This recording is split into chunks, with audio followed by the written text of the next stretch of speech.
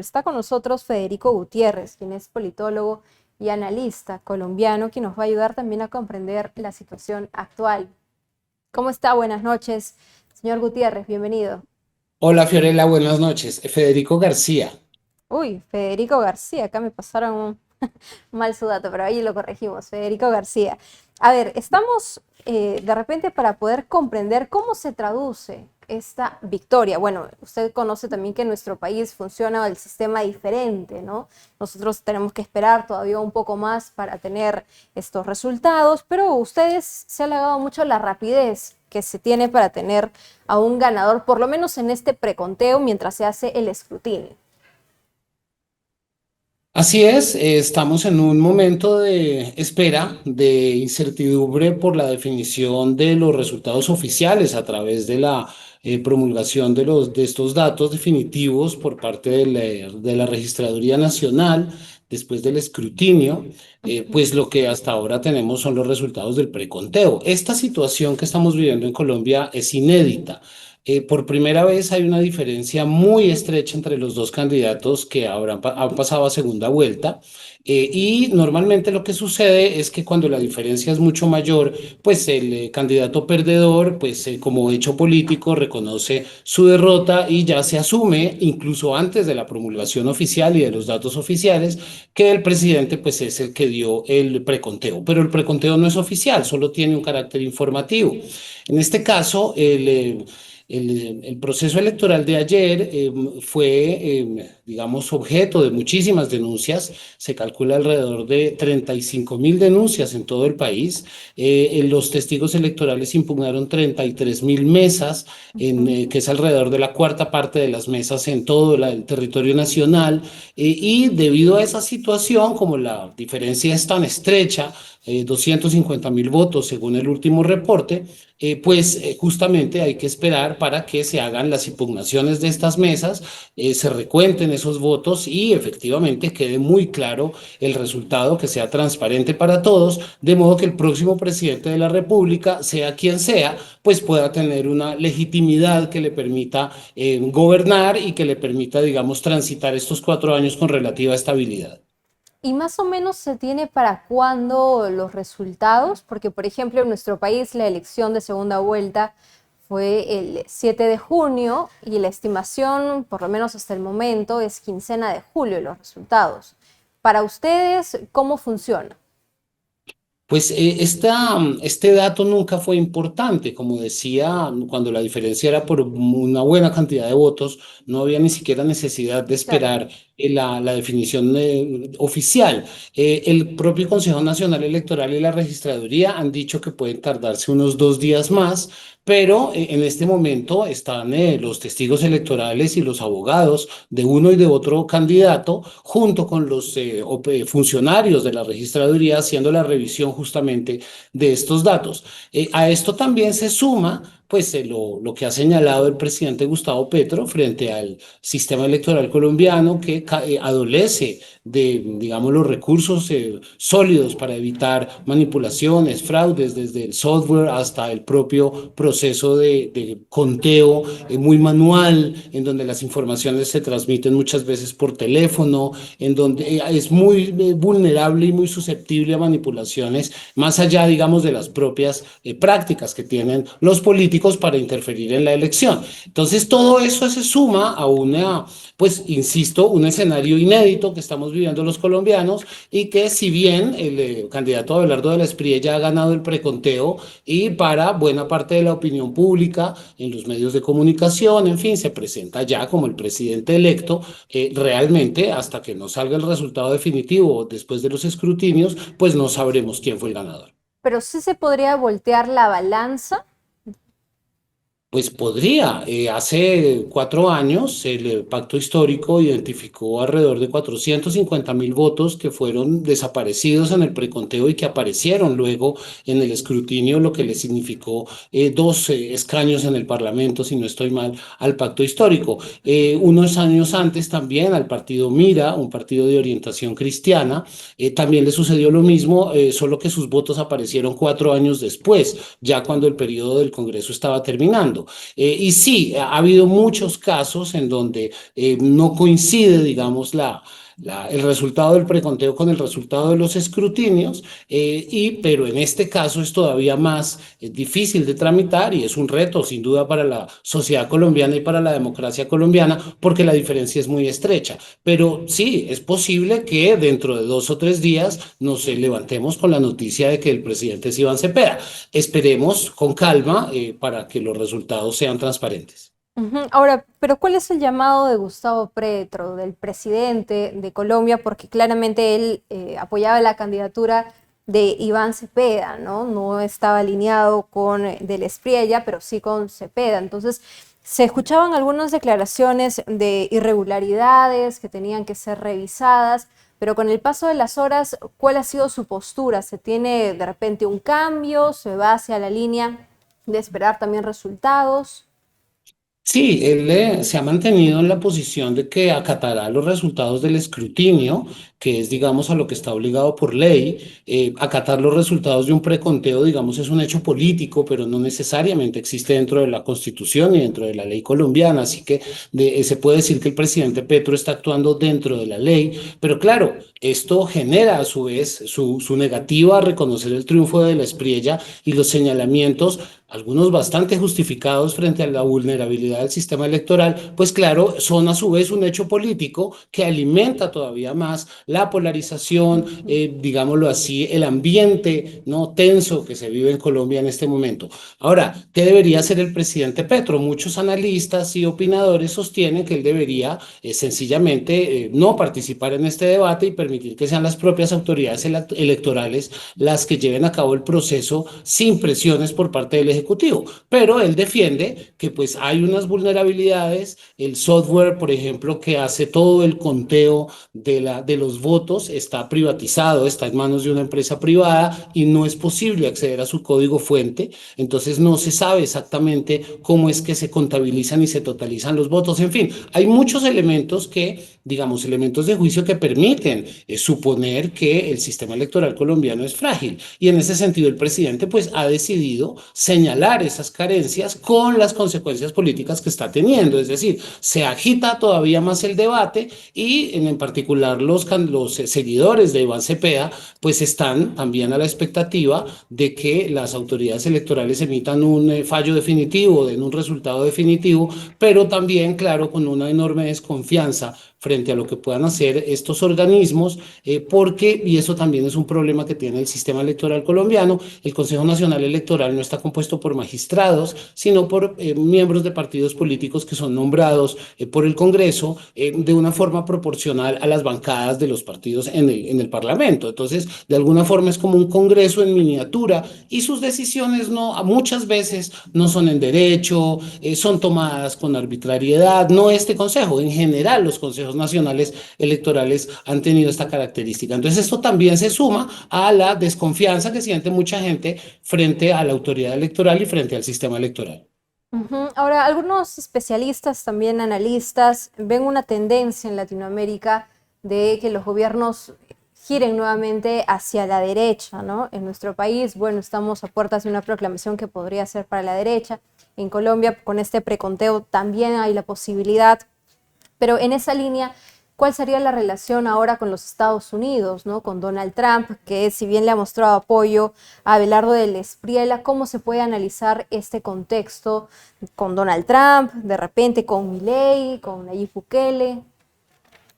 Sin duda, en caso de ser proclamado presidente de la República, pues Abelardo de la Espriella se alineará con los intereses de Estados Unidos. Muy seguramente se incorporará al escudo de las Américas, esta iniciativa de defensa que ha propuesto el presidente Donald Trump, pero incluso va más allá. Ha propuesto sacar a Colombia de la ONU, de la Comisión Interamericana de Derechos Humanos, de la OEA y, digamos, centrar su política exterior, un poco siguiendo el modelo de Javier Milei, única y exclusivamente con Estados Unidos. Recordemos que Abelardo de la Espriella tiene nacionalidad estadounidense, lo cual, por cierto, fue un debate debate que se llevó a cabo durante la campaña, porque el juramento de la ciudadanía exige que la persona que lo pronuncia renuncie y abjure de cualquier otra lealtad.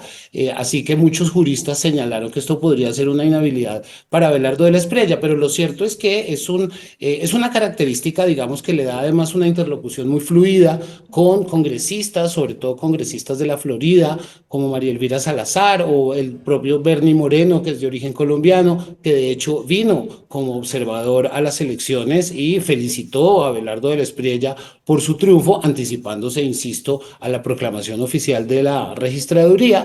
Y pues las declaraciones hoy del presidente Donald Trump, en donde sostiene directamente que él fue el artífice de la victoria de Abelardo de la Espriella, que hace un año aparecía de décimo, según dijo el presidente Trump, y pues gracias a su apoyo había ganado y que incluso lo había llamado para agradecerle. Así que sí, será una relación muy estrecha digamos, las consecuencias que eso pueda tener. Sabemos que en este caso el gobierno de los Estados Unidos pues tiene una política exterior bastante impredecible, digámoslo, ha dicho explícitamente que su principal preocupación es garantizar los intereses de los Estados Unidos, ¿no? America First, y toda esta idea de recuperar el control del hemisferio para garantizar, por ejemplo, el acceso a recursos naturales. Entonces, en ese plan, que incluye además, claro, interferencia en las elecciones en los países latinoamericanos, como ya sucedió en Argentina o en Honduras. Y en este caso, si bien, digamos, no hay pruebas de esa interferencia, lo cierto es que, pues sí ha habido mucho ruido alrededor del Honduras Gate, del famoso proyecto Júpiter, de las declaraciones de Bernie Moreno, de Marco Rubio, en fin, tomando partido por Abelardo de la Espriella, lo que, pues por supuesto, ha abierto el debate en Colombia acerca de la política exterior y de cómo se va a llevar a cabo durante los próximos 4 años. Y en este sentido, sí, Abelardo de la Espriella y su gobierno, en caso de ser efectivamente proclamados, serán funcionales a los intereses de Estados Unidos, y pues su política exterior se alineará, ¿no?, con la política de Donald Trump. Ujú. Además hay retos también y grandes complicaciones que va a tener que asumir el próximo gobierno, ¿no? Hablamos de seguridad, de economía, incluso el propio Abelardo del Espriella hablaba de mano de hierro, ¿no? Contra el crimen. ¿Esto es así? ¿Usted cómo ve el panorama del próximo gobierno, que claramente tiene retos, como en todo país de Latinoamérica? Creo que el principal y el más complejo es la seguridad. Así es, yo diría que en este momento las dos principales preocupaciones o las tres principales preocupaciones de los colombianos efectivamente son la seguridad, la economía, pero no porque la economía vaya mal, sino porque Colombia es uno de los 3 o 4 países más desiguales del planeta y a muchas personas en nuestro país les cuesta trabajo llegar a fin de mes. Y finalmente la salud, que tenemos un sistema de salud privatizado que es bastante ineficiente. Entonces hay muchísimas quejas por parte de las personas frente a la atención y a la calidad del servicio en las entidades de salud. La seguridad, bueno, si lo podemos mirar un poco por aparte muy brevemente. Gustavo Petro llevó a cabo una política llamada La Paz Total, que consistía en abrir diálogos con todas las organizaciones armadas, unas disidentes de las FARC, otras residuales de los paramilitares, otra del Ejército de Liberación Nacional, que es la única insurgencia que, digamos, permanece sobreviviente de los acuerdos de paz con las FARC desde el 2016. Y este proceso, pues, digámoslo así, tuvo resultados agridulces. Hubo algunos avances, por ejemplo, en reducir la criminalidad en las ciudades, hubo algunas desmovilizaciones de frentes guerrilleros y de bandas criminales que dejaron las armas, y de hecho la semana pasada se configuró uno en el sur del país, pero las organizaciones más grandes, pues si bien en un primer momento se sentaron a la mesa con el gobierno, estas conversaciones no fructificaron. Entonces, pues esto hace que en Colombia, pues que hemos vivido una conflictividad de décadas, que si bien disminuyó con la firma del acuerdo de paz en el 2016, pues desde entonces nuestra violencia se ha complejizado. Ya no es una sola o dos organizaciones insurgentes que retan al Estado, sino que son pequeños grupos que controlan pequeñas porciones del territorio y que normalmente se disputan el control de las rentas entre sí, no tanto contra la autoridad, no hacen una guerra insurgente ni pelean contra el Estado, sino que normalmente son rencillas entre las propias organizaciones. Lo que requiere, por supuesto, una política pues muy inteligente a mi juicio. El presidente, su eventual presidente Abelardo de la Espriella, pues ha propuesto una política de mano dura, de arrasar con las bandas criminales, bombardearlas, presionar a los comandantes de las fuerzas militares para que en cuestión de 30, 60 o 90 días pues den resultados, básicamente que produzcan bajas, ¿no? Entre los cabecillas más importantes de estas organizaciones, lo que tristemente recuerda las políticas del gobierno de Álvaro Uribe que condujeron tristemente al famoso fenómeno de los falsos positivos, en donde los uniformados, presionados por el mando civil para mostrar bajas, pues asesinaban civiles para presentarlos como bajas en combate. En ese sentido, pues su apuesta por la mano dura pienso yo que puede ser contraproducente y en vez de cumplir con sus propósitos, creo yo que puede empeorar la situación de seguridad.